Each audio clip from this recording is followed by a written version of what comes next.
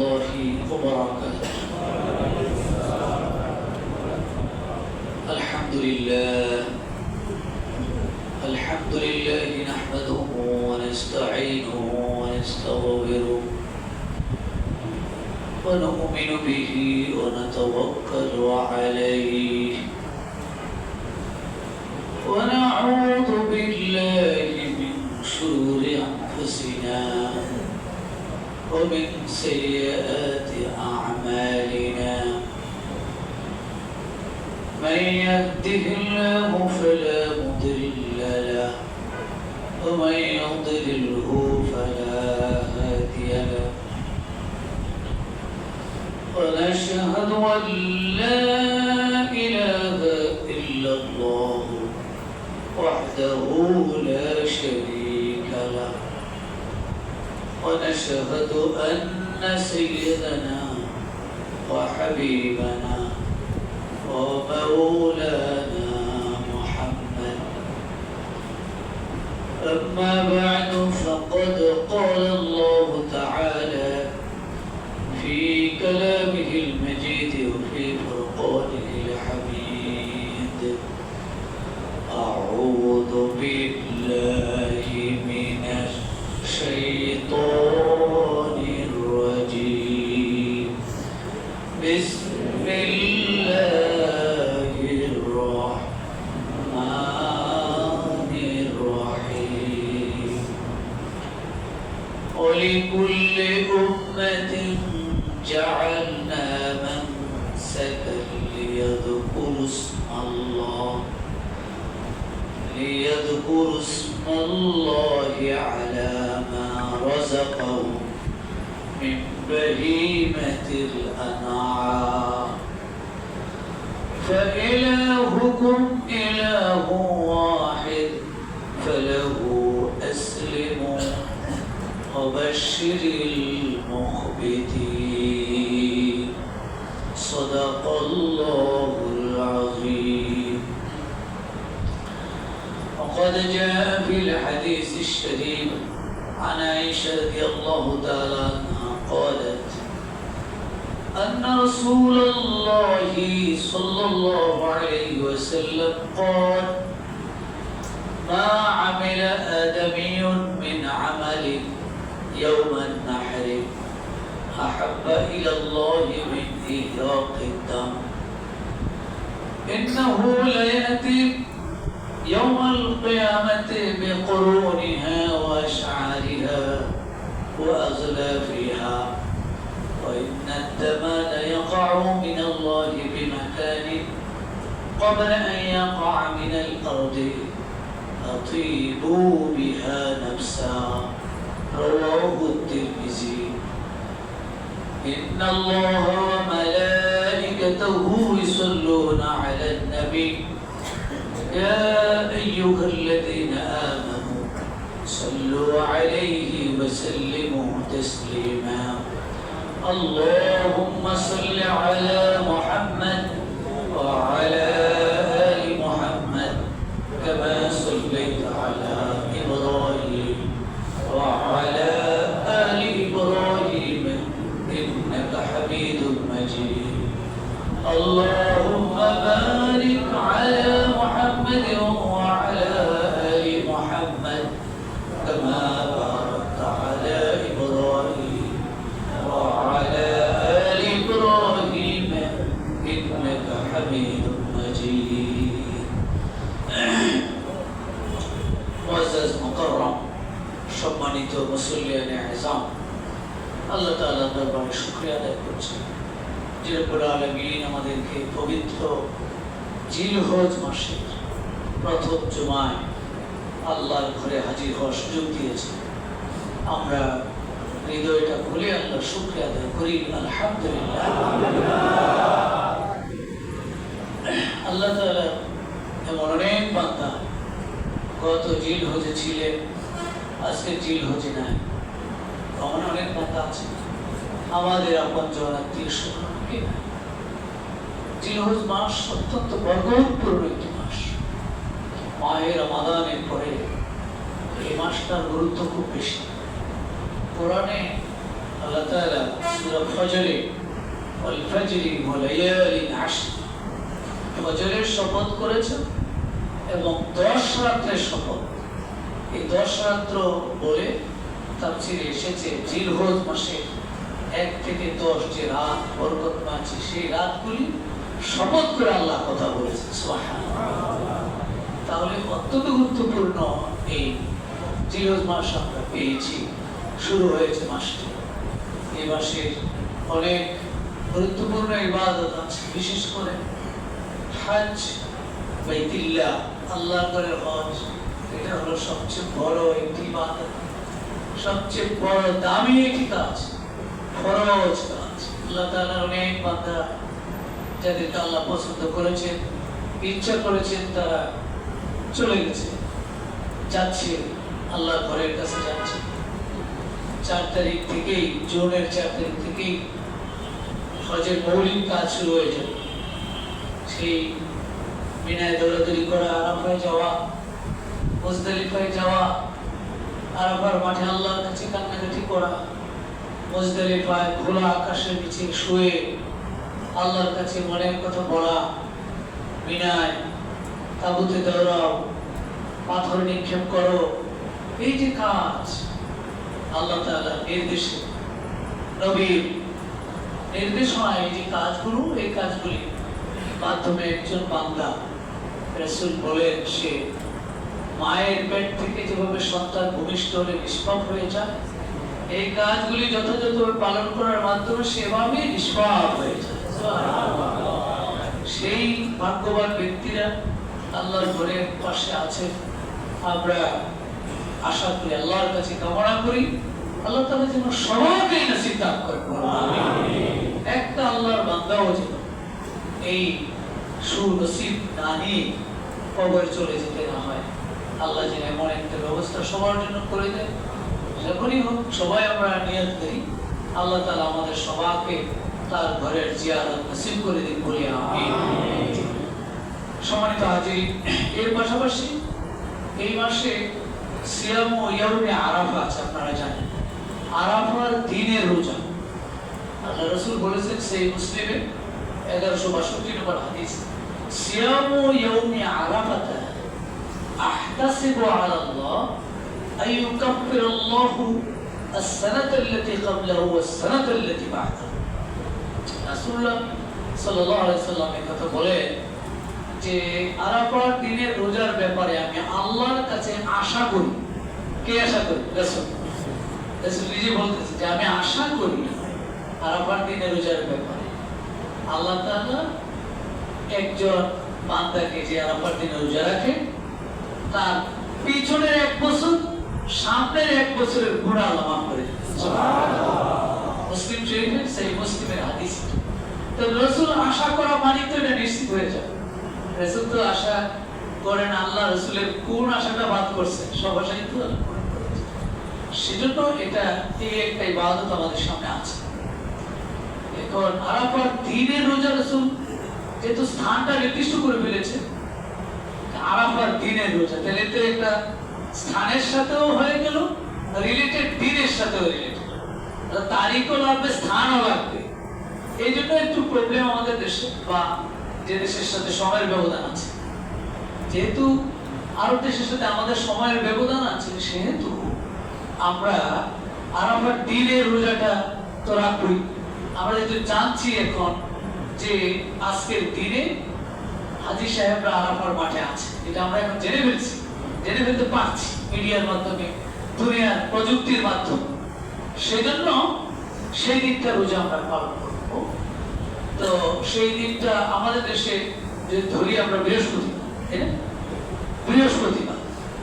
বৃহস্পতিবারে হাজী সাহেবরা আরাফার মাঠে অবস্থান করবেন। ইনশাআল্লাহ আমরা সেই দিনে রোজাটা পালন করবো। তাহলে 1 বছরের আগে পরে গুনাহ মাফ হয়ে যাবে। আর 9 তারিখ আবার তারিখের সাথে রিলেটেড যেহেতু আছে, রাসূলুল্লাহ বলছেন যে জিলহজ মাসের 1 থেকে 9 তারিখ পর্যন্ত রোজা রাখলে অনেক সওয়াব, 10 ইনক্লুড হয়ে যায়। সেজন্য এর পরের দিনটা আমাদের দেশে যেহেতু 9 তারিখ পড়বে, তো সেই 9 তারিখ আমরা রোজা রাখতে পারি। 9 তারিখটাও আমাদের দেশে 9 তারিখ হিসেবে সেই দিনটাও, কারণ আরাফার মাঠে হাজী সাহেবরা কিন্তু অবস্থান করে 9 তারিখে, ওদের 9 তারিখ, তো 9 তারিখ কিন্তু ঠিক আছে। তো 9 তারিখ হিসাবে আমাদের 9 তারিখ আমরা রোজা রাখলাম। আবার আরাফা হাজী সাহেব অবস্থান করছেন ওখানে, ওনাদের হিসেবে 8 তারিখ আরাফা অবস্থান করতেন, তাহলে আরাফার স্থান এবং দিনও ঠিক থাকলো, এভাবে আমরা রোজাটাকে সমন্বয় করতে পারি। আর যদি আপনি শুধু আরাফার দিনে রোজাটাই রাখেন, যেদিনে ওরা হাজী সাহেবরা অবস্থান করছে, অসুবিধা নেই, তাহলে আরাফার দিনে রোজা হয়ে গেল। আর এরপরের দিন আমাদের 9 তারিখ, সেই দিনটা রোজা রাখলে 2টা দিন রোজা হবে। আরাফার দিন একটাই, আরাফার একদিনই আমরা রোজা রাখলাম, কিন্তু 2টা রোজা রাখা, 9টা রোজাই তো রাখতে রাসূল বলছে, অসুবিধা কি? অনেকেই এরকম আমল করছে, তো অনেকে রোজা পালন করা শুরু করে দিয়েছে। সবগুলি দিনে রোজা রাখা একটি বড় ইবাদত আমাদের সামনে আছে। আল্লাহ তাআলা আমাদেরকে এই ইবাদতটি পালন করার তৌফিক দান করুন। তৃতীয়ত হলো এই মাসের সবচেয়ে বেশি প্রিয় আল্লাহর কাছে একটা কাজ, সেই কাজটা হলো জিলহজ মাসের 10 তারিখে যে কোরবানি করা হয়, সেটা অত্যন্ত ফজিলত করবে। সরাসরি রাসূলুল্লাহ সাল্লাল্লাহু আলাইহি ওয়াসাল্লামকে আল্লাহ তাআলা নির্দেশ দিয়েছে, ফাসাল্লি লিরাব্বিকা ওয়ানহার।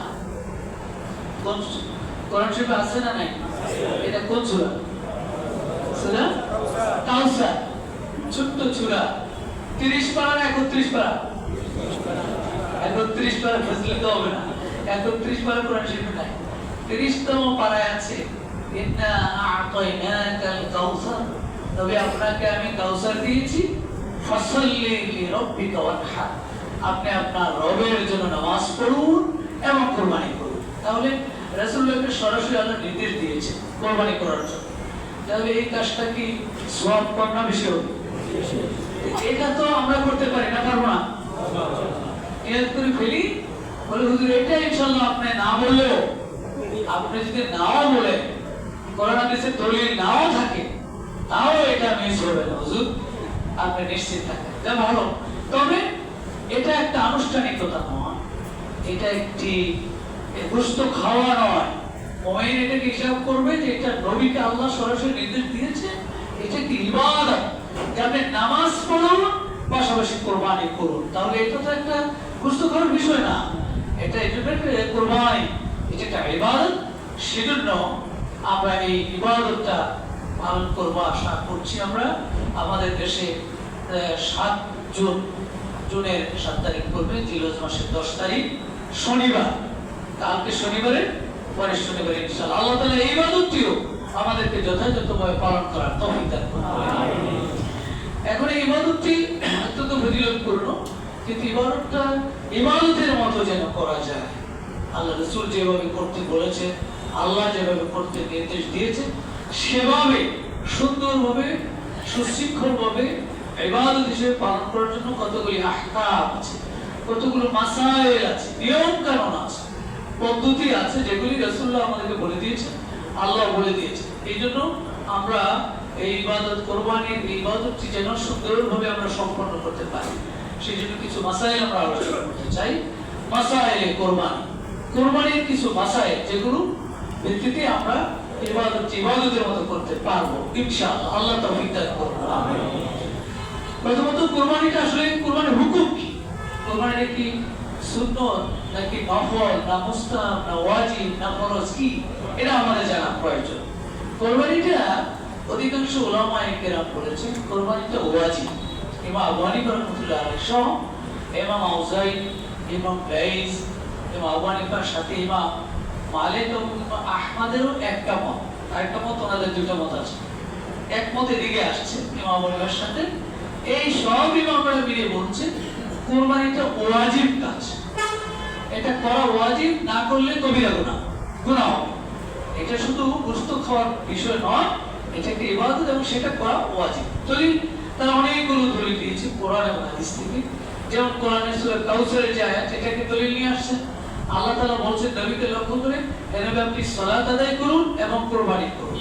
তো ওয়ানহার এটা আমরের সিগা, আরবি গ্রামার অনুযায়ী আমরের সিগা দিয়ে যে শব্দ বলা হয় সেটা ওয়াজিব সাব্যস্ত করে, সেই হিসাবে এখানে কুরবানিটি ওয়াজিব।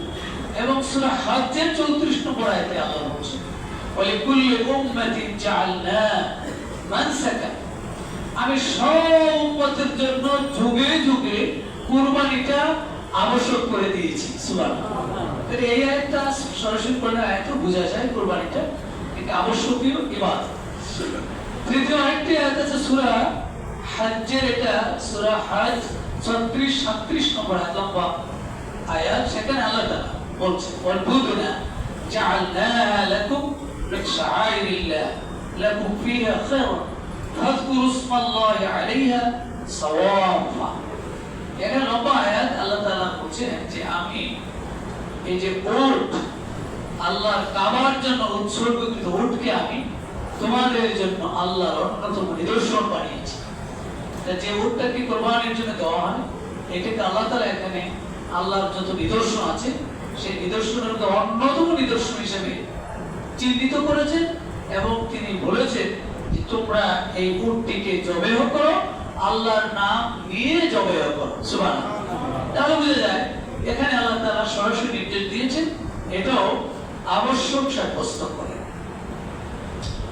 এরপরে ইমাম ইবনে তাইমিয়া রাহিমাহুল্লাহ তাআলা এই আয়াতের আলোকে তিনি ব্যাখ্যা বলেছেন মাজমুল ফাতাওয়া, তার অনেক বিরাট ফতোয়ার অনেকগুলো খণ্ড আছে। সেই 23 নম্বর খণ্ডে তিনি বলেন ওয়াহিয়া মিন মিল্লাতি ইব্রাহিম আল্লাযী আমারানা বিইত্তিবাই মিল্লাতি। কুরবানি করাটা ইব্রাহিম আলাইহিস সালামের আদর্শের একটি অংশ, সুতরাং সেই আদর্শ বাস্তবায়নের জন্য আল্লাহ তাআলা আমাদেরকে নির্দেশ প্রদান করেছেন। সুতরাং ফাকাইফা ইয়াজুজু আন্নাল মুসলিমিনা কুল্লুহুম ইয়াতরুকুন, কিভাবে মুসলমান ইব্রাহিম আলাইহিস সালামের অনুসারী সে এই কুরবানি পরিহার করতে পারে? এটা ইমাম ইবনে তাইমিয়া বলেছেন এটা কোন মুসলমান আসলে ইচ্ছা করে এটা পরিহার করতে পারে না, অবহেলাও করতে পারে না, ওটাকে গুরুত্বের সাথে সে ইবাদত হিসেবে নিয়ে এটা পালন করে থাকে।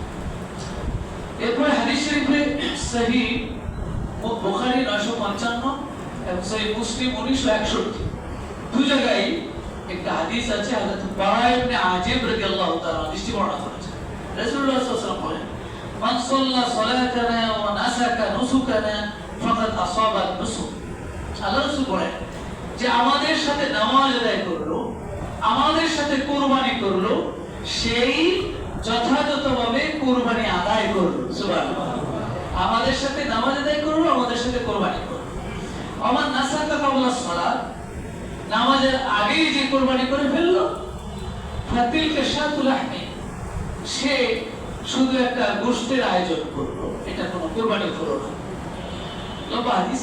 এখানে রাসূলুল্লাহ সাল্লাল্লাহু আলাইহি ওয়াসাল্লাম যেটা বলতে চাইলেন যে আমাদের সাথে যে সালাত আদায় করলো, আমাদের সাথে যে কুরবানি করলো, সেই যথাযথভাবে কুরবানি আদায় করলো। তাহলে রাসূল এখানে কুরবানিটাকে সালাতের সাথে ইনক্লুড করেছে। এদের নামাজ যেমন পড়বে, পাশাপাশি এদের নামাজের সাথে কুরবানিও করবে, এটা একটার সাথে আরেকটা জড়িত।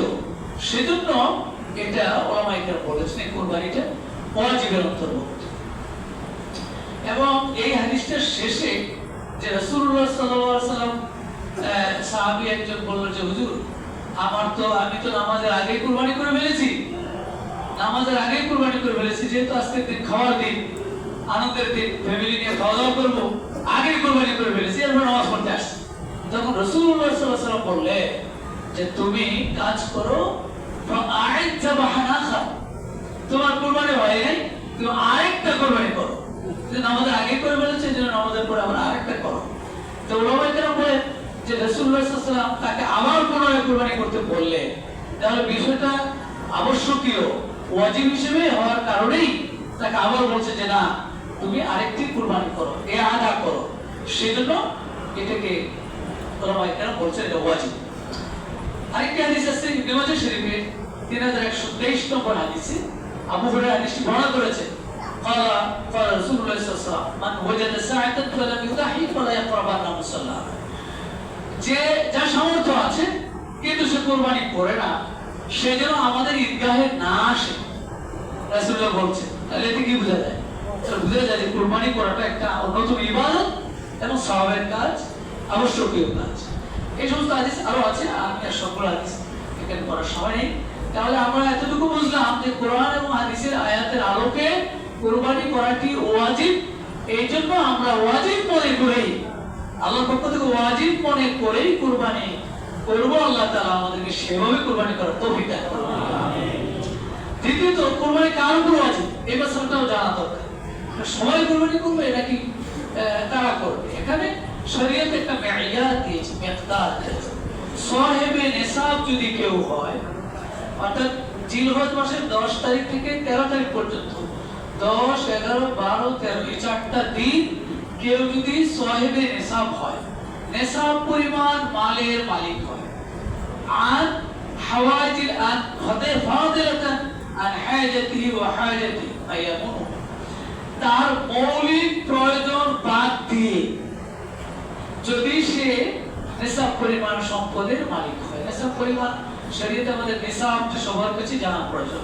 রাসূলুল্লাহ নিসাবের একটা মেয়ার দিয়েছে, যাকাতের ক্ষেত্রে, সাদাকায়ে ফিতরের ক্ষেত্রে, কুরবানির ক্ষেত্রে, এগুলো একটা একই নিসাব। সেটা হলো এক ব্যক্তি যদি 7.5 ভরি স্বর্ণ কিংবা 52.5 ভরি রূপা অথবা সেই পরিমাণ সম্পদের মালিক হয় এই 4 দিনের ভিতরে, তাহলে সে সাহেবে নিসাব হলো এবং তার উপরে কুরবানি ওয়াজিব হয়ে গেল।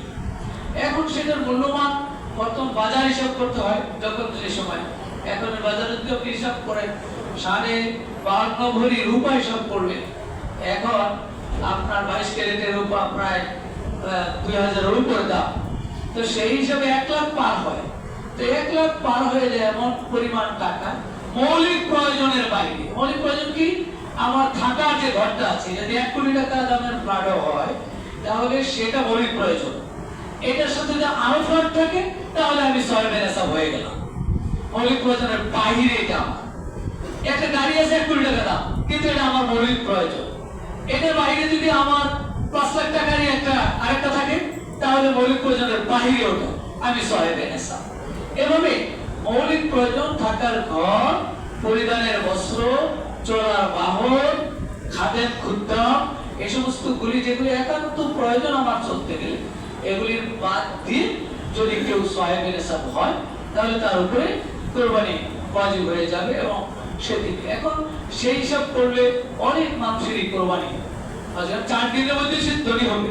এই 4 দিনের ভিতরে ধনী হয়ে গেলে অনেক সময় সারা বছর টাকা পয়সা ছিল না, হঠাৎ করে ভালো একটা অ্যামাউন্ট চলে আসছে, হয়তো কারো কাছে কাস্টমার পাওনা ছিল, সারা বছর আসে নাই, ওই সময় এসে হাজির হয়েছে টাকা, তাহলে কুরবানি হয়ে গেল। আর না আসে তাহলে কুরবানি হবে। এই জন্য এক্ষেত্রে কুরবানি যার উপর ওয়াজিব সেই কুরবানি করবে, যার ওয়াজিব না একেবারে চলে না, এখন মেয়ের জামাই আসবে, সে আসবে, এই সমস্ত অজুহাতে কুরবানি করতে চায়, তাহলে সে এই ওয়াজিব না তারপরে করতে চাইলো, এটা তার উপর শরীয়তের উপর সে বাড়াবাড়ি করবে, এটা শরীয়ত তাকে বলে না। এরপরেও যদি করে ফেলে বা কুরবানির জন্য গরু কিনে আর এই গরু যদি হারাইয়া যায় তাহলে তার উপর কুরবানি কিন্তু ওয়াজিব ছিল না, এ ওয়াজিব করছে, আরেকটা গরু কিনে দিতে হবে। আর যদি ধনী মানুষ কুরবানির জন্য গরু কিনছে, কুরবানি গরু হারাই গেছে, তাহলে গরু তো আর পায় নাই, শেষ, আর কি করবে, এখন তো তার কাছে টাকা নেই। কিন্তু যার কুরবানি ওয়াজিব ছিল না, সে টাকা হারাই গেলে আরেকটা কিনে দিতে হবে, তো কইছে কেন কুরবানি দিতে, তো ওয়াজিব না। এই জন্য শরীয়ত এভাবে বিধান দিয়েছে। কুরবানি বিশুদ্ধ হওয়ার ক্ষেত্রে কয়েকটি শর্ত আছে। কুরবানি শুধু দিলেই হবে না, সেক্ষেত্রেও শরীয়ত অনেকগুলো শর্ত দিয়েছে আমাদের। যেমন পশুর ক্ষেত্রে কিছু শর্ত আছে। পশুটা কোন কোন পশু কুরবানি করব? কোরআন শরীফে সূরা হজ্জের 34 নম্বর আয়াতে আল্লাহ বলেছেন, ওয়ালিকুল্লি উম্মাতিন জাআলনা মানসাকান লিয়াযকুরু ইসমাল্লাহি আলা মা রাযাকাহুম মিন বাহিমাতিল আনআম। কুরবানির জন্য বাহিমাতুল আনআম শর্ত। বাহিমাতুল আনআম হলো, ইমাম কুরতুবী বলেছেন, এই বাহিমাতুল আনআম বলতে বোঝানো হয়েছে আনআম হলো আল ইবিল ওয়াল বাকার ওয়াল গানাম, চতুষ্পদ জন্তু। বাহিমাতুল আনআম মানে চতুষ্পদ, 4 পাওয়ালা জন্তু। এই 4 পাওয়ালা জন্তু মধ্যে এখানে আছে ওট, গরু এবং ছাগল। এগুলি কয় পাও? 4 পা। এই 4 পাওয়ালা, তাহলে মুরগির কয় পা? 2 পা। তাহলে এখানে কিন্তু সেটা কুরবানির অন্তর্ভুক্ত হবে না, এটা গোশত খেতে পারবে। কুরবানির জন্য শর্ত হলো এগুলি বাহিমাতুল আনআম হতে হবে। তাহলে ওট, গরু, ছাগল, ভেড়া, দুম্বা, মহিষ 4 পা আছে এবং সেগুলি চতুষ্পদ জন্তু। সেই জন্য এগুলি দিয়ে কোরবানি করতে হবে। এটা হলো কুরবানির জন্য কোন কোন পশু প্রয়োজন। আর এই পশুগুলো জানার পরে পশুর ক্ষেত্রে আবার বয়সের সীমানা শরীয়ত দিয়েছে। এখানে রাসূলুল্লাহ সাল্লাল্লাহু আলাইহি ওয়াসাল্লাম বলেছেন, সহিহ মুসলিম হাদিস, জাবের রাদিয়াল্লাহু তাআলা বর্ণনা করেছেন, রাসূল বলেন, লা তাযবাহু ইল্লা মুসিবনা, তোমরা মুসিবনা ছাড়া জবাহ করিও না, নিষেধ। মুসিবনা কি? মুসিবনা হলো দাঁতওয়ালা, দাঁতালো বুঝে, এগুলো দাঁতছে আর কি, যে সমস্ত গরুগুলো দাঁতছে। তো এক্ষেত্রে বয়সের সীমানাটা রাসূলুল্লাহ সাল্লাল্লাহু আলাইহি ওয়াসাল্লাম নির্ধারণ করে দিয়েছে। সে বয়স হলো গরুর ক্ষেত্রে 2 বছর, ওটের ক্ষেত্রে 5 বছর কমপক্ষে, আর ছাগল, ভেড়া, দুম্বা এগুলোর ক্ষেত্রে হলো 1 বছর। এই বয়স সীমাটা রাসূলুল্লাহ নির্ধারণ করেছেন। এখন ছাগল, ভেড়া, দুম্বা 1 বছর না হয়ে 6 মাসের ছাগল, ভেড়া, দুম্বাও যদি অনেক সময় খুব স্বাস্থ্যবান মনে হয়, সেটা রাসূল অনুমতি দিয়েছে উকবা ইবনে আমির আল-জুহানি। তাকে সে বলছে যে হুজুর, আমার রাসূলুল্লাহ সাল্লাল্লাহু আলাইহি ওয়াসাল্লাম একবার কাসসামা নবী সাল্লাল্লাহু আলাইহি ওয়াসাল্লাম বাইনা সামি তাহায়া, কুরবানির পশু বন্টন করতেছিলেন, ফাসারাত উকবা জাযাআতান, উকবার ভাগে পড়লো একটা জাযা। জাযা হলো 1 বছর পুরো হয় নাই কিন্তু স্বাস্থ্য ভালো। ফাকুলতু ইয়া রাসূলুল্লাহ, তখন আমি বললাম যে হুজুর, সারাত লি জাযা, আমার ভাগে তো জাযা পড়েছে, বয়স তো 1 বছর হয়নি, তাহলে এখন কি করব? ক্বালা তাহি বিহা, রাসূল বলেন ঠিক আছে, এটা যেটা 1 বছর না হলো হৃষ্টপুষ্ট দেখা যায়, সেটা দিয়ে তুমি কোরবানি করতে পারো, তবে সেটা তোমার জন্যই বিশেষভাবে, কারণ আমরা সবার জন্য হলো 1 বছর কমপক্ষে বয়স হতে হবে এবং দাঁত করতে হবে, এটা হলো শর্ত। আর পশুটা ত্রুটি মুক্ত হওয়া, বয়স ঠিক আছে সবই, কিন্তু ত্রুটি থাকতে পারবে না। এবং রাসূল সাল্লাল্লাহু আলাইহি ওয়াসাল্লাম তিরমিজি 1546 নম্বর হাদিসে, বারাকাত আজমের হাদিসে, সেখানে রাসূল বলছেন, আরবাউন লা তাজুজু ফিল আদাহি, খেয়াল করতে হবে, 4টি প্রাণী, 4 ধরনের প্রাণী, এগুলোতে কুরবানি জায়েজ হবে না, আর কুরবানি হবেই না এগুলো যদি কেউ করে। 4টা প্রাণী কি?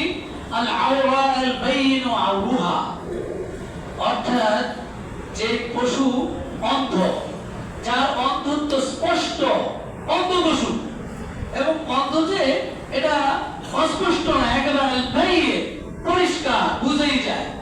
ওই মারিদাতু আল বাইন ওয়ারদুহা, দ্বিতীয় হলো অসুস্থ রোগী, রোগা প্রাণী, যেটা অসুস্থতাও স্পষ্ট, কিছু আছে ভিতর অসুস্থ, হয়তো বোঝা যায় না, এটা এক কথা, কিন্তু এখানে রাসূল বলছেন এটা যে অসুস্থ, বুঝতে অসুবিধা হয় না, এমন অসুস্থ প্রাণী কোরবানি করা যাবে না। ওয়াল আরজা আল বাইনু জালউহা, এবং পঙ্গু, যার পঙ্গুত্ব স্পষ্ট, পঙ্গু, এই পঙ্গু পা নাই, হাত নাই, এরকম একটা অবস্থা আছে, লেংড়াইয়া হাঁটে, এই সমস্ত ঘোড়া, এটা দিয়েও জায়েজ হবে না। ওয়াল কাসিরাতুল লাতী লা তুবকি, এবং এমন ভাবে কোন প্রাণীর কিছু শরীরের অঙ্গ ভেঙে গেছে যেটা সুস্থ হওয়া, আরোগ্য হওয়ার কোনো সম্ভাবনা নাই, একবারে এটা ভেঙে গেছে, তারপর আহত হয়েছে, এমনভাবে আহত হয়েছে যেটা কোনো সময় আর সুস্থ হবে না, আরোগ্য হবে না, এমন যদি আহত কোনো প্রাণী হয়, তাহলে এই 4টা ত্রুটিযুক্ত প্রাণী দ্বারা কোরবানি করলে কোরবানি হবে না। এই জন্য কোরবানির পশু তো ইনশাআল্লাহ আমরা কেনাকাটা শুরু করে দিতে হবে, বাজার তো আশা করি বসতেছে, সেই জন্য এই মাসাইলগুলি খেয়াল করে আমরা কোরবানি দেওয়ার চেষ্টা করব। কোরবানির সময়ের হাদিসটা আমরা একটু আগে একটা হাদিসে আমরা পড়ে ফেলেছি, হযরত বারা ইবনে আযিবের হাদিসে, যেখানে রাসূলুল্লাহ সাল্লাল্লাহু আলাইহি ওয়াসাল্লাম পরিষ্কার করেছেন ঈদের নামাজের আগে কোরবানি করতে হবে। রাসূল বলছেন, ইন্না আউওয়ালা মা আবদাউ বিহি ফি ইয়াউমিনা হাদা নুসাল্লি, ঈদের দিন আমরা প্রথম যে কাজটা করি সেই কাজটা হলো নামাজ পড়ি, সুম্মা নারজিউ, এরপর নামাজ থেকে আমরা ফিরে যাই, ফানানহারু, এরপরে গিয়ে আমরা কোরবানি করি। ফামান ফাআলা যালিকা ফাকাদ আসাবা সুন্নাতানা, যেভাবে আগে নামাজ এরপর কোরবানি করলো সে আমার সুন্নাত ঠিকমতো করলো।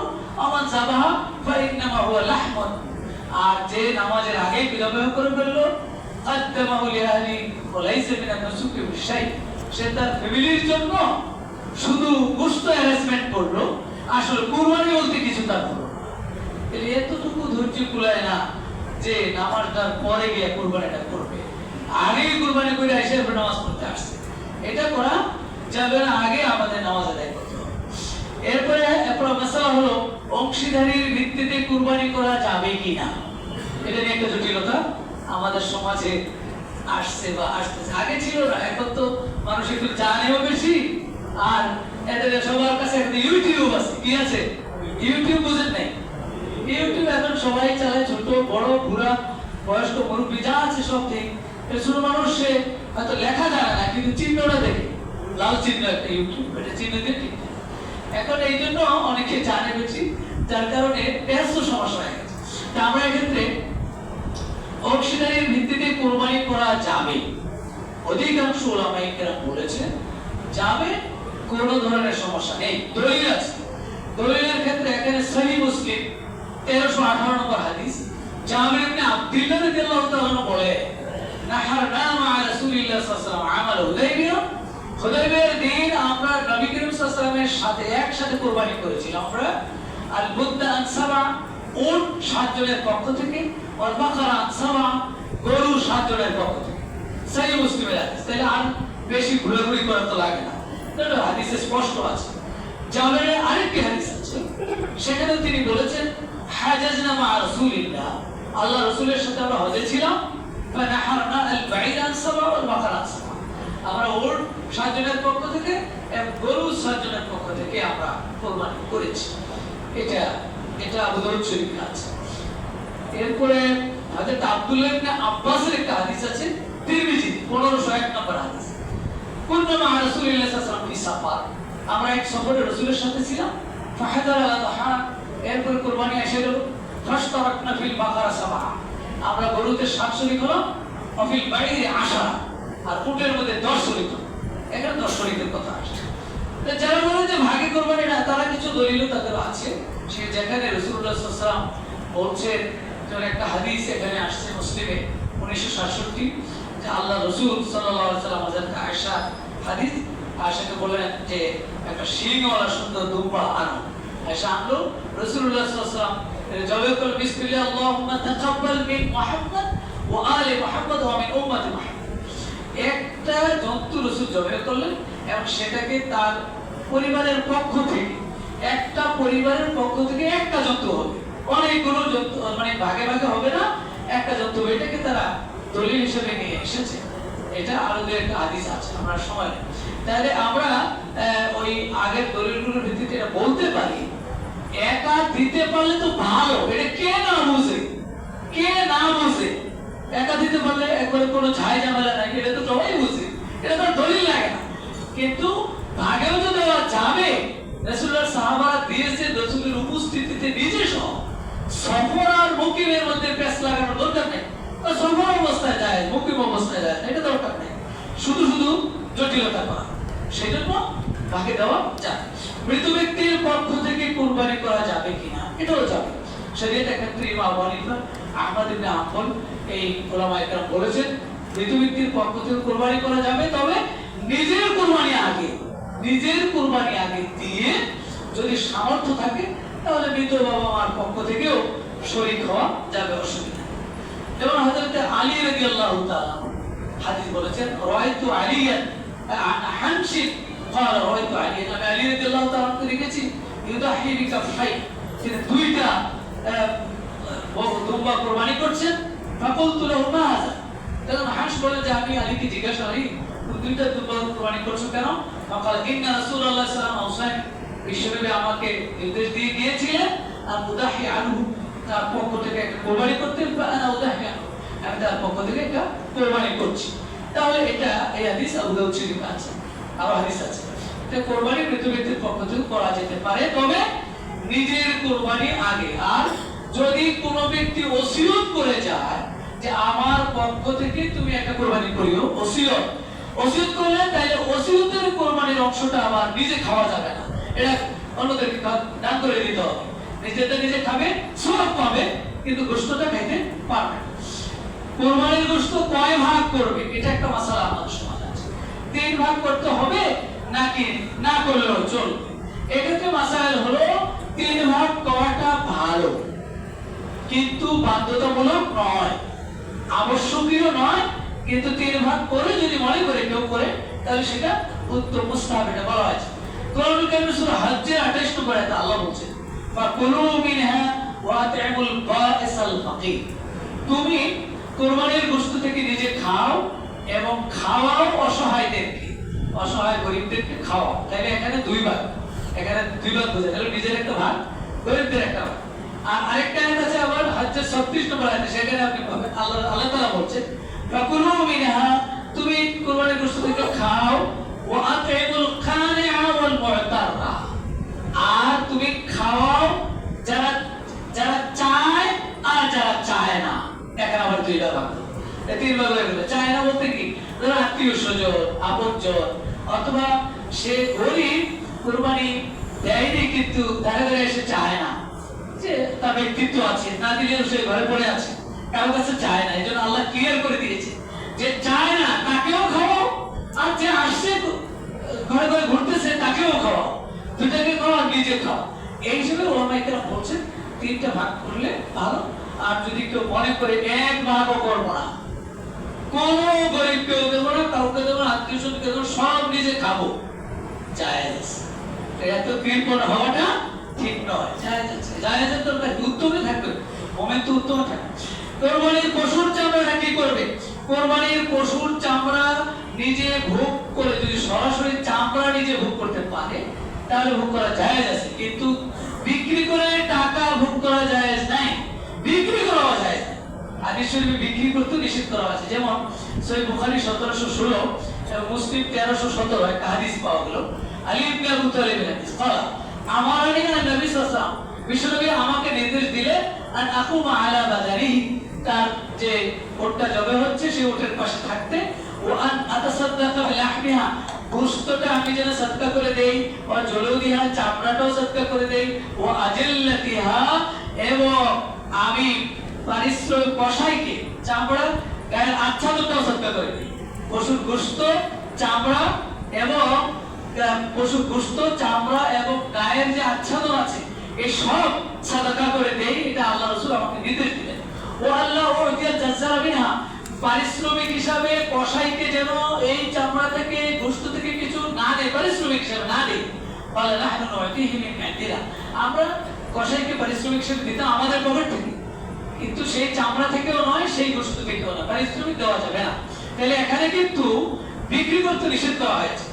এবং আরেকটা হাদিসে আসছে মান বা'a জালদা উদিয়াতি ফালা উদিয়াতা লাহু, যে কোরবানির পশুর চামড়াটা বিক্রি করলো তার কোরবানি হলো না। খুব ভয়ের কথা কিন্তু। এই জন্য কোরবানির চামড়া কি করবে, হয় নিজে ভোগ করবে আর নয় দান করে দেবে, টোটাল দান, চামড়াটাই ডাইরেক্ট দান করে দেবে। বিভিন্ন প্রতিষ্ঠান লিল্লাহ বোর্ডিং আছে, সেখানে সেই সমস্ত গরিব মিসকিনকে ডাইরেক্টলি আপনি দিয়ে দিতে পারেন। বিক্রি করে টাকা দিয়ে দেওয়ার শুরুতে এখানে পাওয়া যাচ্ছে না, এখানে পাওয়া যাচ্ছে চামড়াই দিয়ে দিতে বলা হচ্ছে। এখন নিজে তো ভোগ করে যাবে না, বিক্রি করে যদি কেউ টাকা দিয়ে দেয়, এটা হয়তো ব্যাখ্যা করে জায়েজ করা যেতে পারে, কিন্তু চামড়াটা দিয়ে দেওয়াটা উত্তম। কোরবানির সাথে আকিকা করা যাবে কিনা? কোরবানির সাথে আকিকা করা যাবে। ওলামায়ে কেরাম একটা মত দিয়েছেন কোরবানির সাথে আকিকা করা যাবে, জায়েজ আছে। কিন্তু আরেক শ্রেণীর ওলামায়ে কেরাম বলেছেন যে কোরবানি আলাদা ইবাদত, আকিকা আলাদা ইবাদত, আলাদা আলাদা করতে পারাটা সবচেয়ে বেশি উত্তম। যদি কেউ মনে করে দিবে এটা জায়েজ আছে, জায়েজের সুরত আছে। আর পশু জবাই করার ক্ষেত্রে কিছু নীতিমালা রাসূলুল্লাহ সাল্লাল্লাহু আলাইহি ওয়াসাল্লাম দিয়েছেন, এবং আল্লাহ রাসূল বলেছেন ওয়াইজা যাবাহতুম ফাহসিনুজ যাবহা, তোমরা যখন পশুটাকে জবাই করবে তখন অত্যন্ত সুন্দরভাবে, ভালোভাবে, উত্তমভাবে জবাই করিও। ওয়ালিউহিদ্দা আহাদুকুম শাফরাতাহু, সে যেন তার ছুরিটাকে জবাই করে নেয়, ফালিউরিহ যাবিহাতাহু, সেই মুসলিমের হাদিস। তাহলে প্রাণীটা একটু আরাম পাবে। এই জন্য পশু জবাই যারা করবে সবাই ছুরিকে ডাল দিয়ে নেওয়া, তাকে সুন্দরভাবে শোয়ানো, কেবলামুখী করে শোয়ানো, এবং সেই প্রাণীটার জীবন বের না হওয়া পর্যন্ত তার চামড়া ছোঁয়া যায় না, হারাম বলেছে। সেই বিষয়গুলি খেয়াল করে আমরা এই মৌলিক কিছু মাসাইল আলোচনা করলাম। আমরা এই মাসাইলের আলোকে আমরা যেন আমাদের কোরবানিটা সম্পন্ন করতে পারি, আল্লাহ তৌফিক দান করুন বলি আমিন। এখন প্রশ্ন করছে হরিণ কোরবানি করা যাবে কিনা? হরিণ কোরবানি করা জায়েজের সুরত নাই এখানে। রাসূল যে প্রাণীগুলো কোরবানির ক্ষেত্রে ফিক্স করে দিয়েছেন সেখানে হলো উট, গরু, মহিষ, এই তিন শ্রেণী এখানে।